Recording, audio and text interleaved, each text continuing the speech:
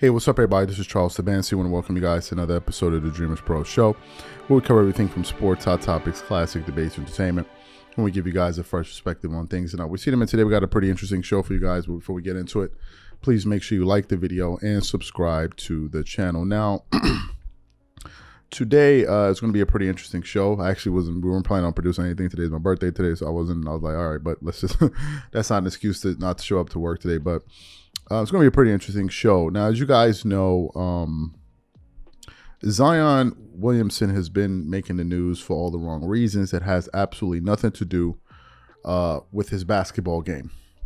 As you guys know, Zion is an immensely talented young guy. He's only been in the NBA for 3 seasons. It's only been 1 year that we've seen him play 60-plus games. But in the games that we've seen Zion Williamson play, he's been an absolute man-child.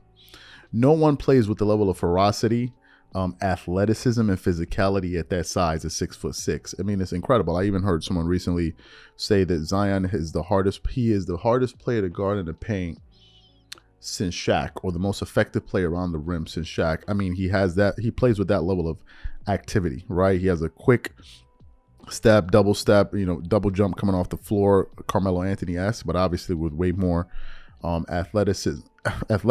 And Zion was pegged to be, the next face of the NBA, if we're being honest, right? He came into the NBA around the same time John Morant did, but Zion came in with a little bit more hype, if we're being honest. John Morant came in with a lot of hype, but Zion came in with the most hype, if we're being honest.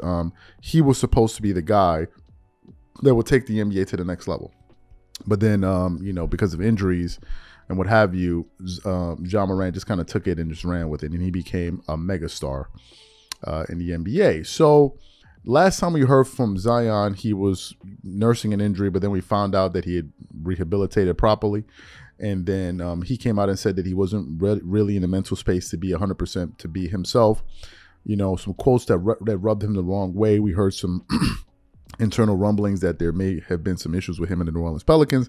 But again, due to the fact that Zion is so immensely talented, he's such a rare talent, they were willing to put up with him, even though we heard reports that he didn't want to be in New Orleans. Some people were saying that he wanted to play in New York, etc. All these different things, right?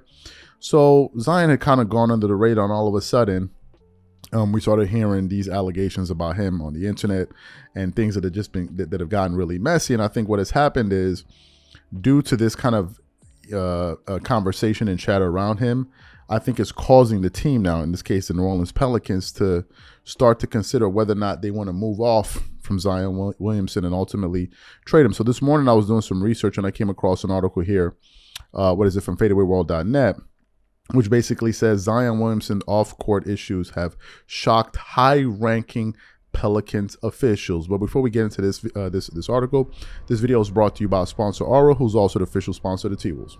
Do you know what the fastest growing crime in America is today? It's identity theft. Imagine trying to log into your email only to see that your password has been changed. Then you start getting weird notifications from your bank and credit cards, only to find out that all of your personal and sensitive information has been totally compromised. If you think it can happen to you and your family, just know that in 2020, over 49 million Americans were victims to identity theft, costing them a combined $56 billion. That is why we are excited to partner with Aura, who's a sponsor of this video. Aura is the #1 identity theft and financial fraud protection. Aura monitors the dark web and alerts you if any of your passwords and accounts have been breached. And funny enough, after using Aura, I discovered some of my credentials were floating around in the dark web, and the app showed me exactly when and where the breach happened. In addition, Aura allows you to set spending alerts, and they'll notify you of any suspicious transactions. Aura is 4 times faster than any of its competitors in alerting you if someone is trying to open a credit card or obtain a loan using your name. And remember this, every 14 seconds, someone becomes a victim of identity fraud. Don't let it happen to you. Now click the link in the description and try Aura for free for 2 weeks and see if any of you or your family's personal information has been compromised. Start your free trial at aura.com/dreamerspro. And when you try Aura by using the link in the description below, also know that you're supporting this channel. Thank you. So let me just get into the article here. Basically, continues on by saying, Zion Williamson was once hailed as a savior of the New Orleans Pelicans, but now he's on the verge of being traded as the Pels reevaluate their future. Williamson, while talented, has been unreliable for New Orleans due to his failure to stay in shape and his ability to stay healthy. When he's on the court, the Pelican star has missed more games than he's played despite being just 22 years old. For the Pelicans, this has turned into a serious problem. Zion has now wasted 3 seasons for the organization, and the lack of communication continues to leave the franchise completely in the dark. Things have gotten so bad in New Orleans that the Pelicans may just move off from Zion altogether if it means that they can draft a guy like Scott Anderson. There has been frenzied speculation about New Orleans dealing with Williamson. The Athletic reported that the Pelicans want to move up in the 2023 draft to select guard Scott Henderson, wrote Ian Begley. Williamson would presumably be a key part of a trade up to the top 3 in the draft. Also, high-ranking members of the organization have been dismayed by recent off-court developments around Zion. As other outlets have noted, the organization recently fired assistant coach Teresa Witherspoon, a Naismith Hall of Famer who was instrumental in the development of several young Pelicans, including Williamson. Those reading tea leaves may surmise that Witherspoon's firing was related to the team's issue with Zion Williamson. You heard what the report had to say. And a lot of this is making me begin to go back to some of the things that Shannon Sharpe used to say about Zion. As you know, Shannon Sharpe always regarded Zion Williamson as a top-tier talent, but he always had reservations about his health, right? And his ability to stay healthy, given his playing style, right? If you look at Shannon Sharpe, just by looking at him, you can tell a few things. Number one, this guy is tremendously disciplined. For you to be at that shape, no matter the age, you have to have a tremendous amount of self-discipline. But Shannon is in that shape in his 50s. Shannon Sharpe was somebody that took his job extremely serious. I've seen a lot of interviews about Shannon Sharpe, even before he got on Undisputed. And Shannon Sharpe is someone that understood that, listen, I'm in the NFL at that time to perform a job. I have a family to look after, and I need to make sure this is my sole focus, right?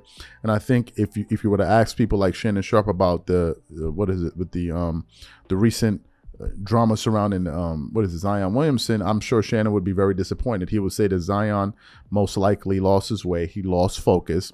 And of course, he's going to point to his weight. Now, losing weight is not easy for some people. I'm one of them. It's not easy. It's a challenge. But I think in the case of Zion Williamson, people like Shannon Sharpe wouldn't be as soft on him because they're like, listen, you're a pro. This is your job. It is your duty to stay in shape. It's not my job. Like, this is just something you do for your health. But in your case, you're a professional player and you're expected to show up the training camp, in tip-top shape and be ready to perform. And I think people like this who are Hall of Famers, they're not going to want to hear excuses, right? And I think we've gotten to the point where no one really wants to hear excuses. And then when you hear some of the things that are transpiring off the court, it really gives you cause to pause. They're like, well, wait a minute, this guy's not taking care of his health in order to ensure that he's on the court performing at an optimal level. And then you hear these different things that are happening, which means that it looks like Zion may be distracted with the NBA life and everything that comes with it. This is something that Kendrick Perkins on ESPN alluded to, right? So I guess we have to wait and see. The Pelicans most likely will move off from him, although some people have said that they should keep him. I think it's a wait and see game, but I think Zion is quickly realizing that, hey, listen, just because I'm the new shiny toy doesn't mean that everyone is going to be feeling that way about me if I don't get my act together. So the question is simply this. Number one, do you think Zion is going to be traded by the New Orleans Pelicans and moved? Number two, what do you think Zion should actually do in order to get his career back on the right track? Whatever you guys think, leave your thoughts in the comments and we catch you on the next show.